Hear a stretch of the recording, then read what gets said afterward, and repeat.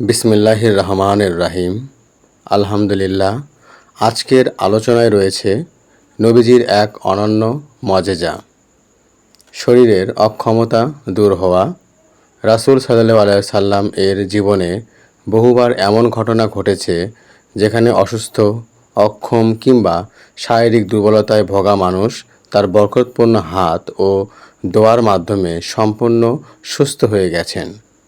এক সাহাবী যুদ্ধে চোখ হারান। তিনি নবীজির কাছে এলেন। রাসূল সাল্লাল্লাহু আলাইহি সাল্লাম তার চোখে হাত বুলিয়ে দিলেন।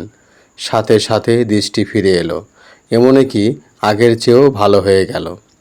আবার অনেকে পঙ্গু বা দুর্বল হয়ে নবীজির কাছে আসতেন। তারা তার দোয়া আর স্পর্শের মাধ্যমে তারা হাঁটতে শুরু করতেন। জ্বর, ব্যথা, পক্ষাঘাত সব কিছু মুহূর্তে দূর হয়ে যেত। প্রিয় দর্শক, এখানে মারিফাতের একটি গভীর শিক্ষা আছে। আল্লাহ তাআলাই আসল চিকিৎসক। নবীজি ছিলেন আল্লাহর রহমতের মাধ্যম। আজও আমরা অসুস্থ হলে ডাক্তার, ওষুধ ব্যবহার করি, কিন্তু শিফা একমাত্র আল্লাহর কাছ থেকেই আসে। কোরআনে আল্লাহ বলেন, আমি যখন অসুস্থ হই তখন আল্লাহ আমাকে সুস্থ করেন।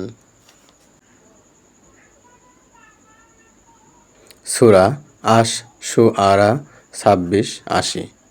তাহলে শিক্ষা হলো, রোগে শোকে আমরা প্রথমে আল্লাহর কাছে দোয়া করব, নবীজির শিক্ষা ও সুন্নাহ মেনে চলব, তারপর চিকিৎসা নেব।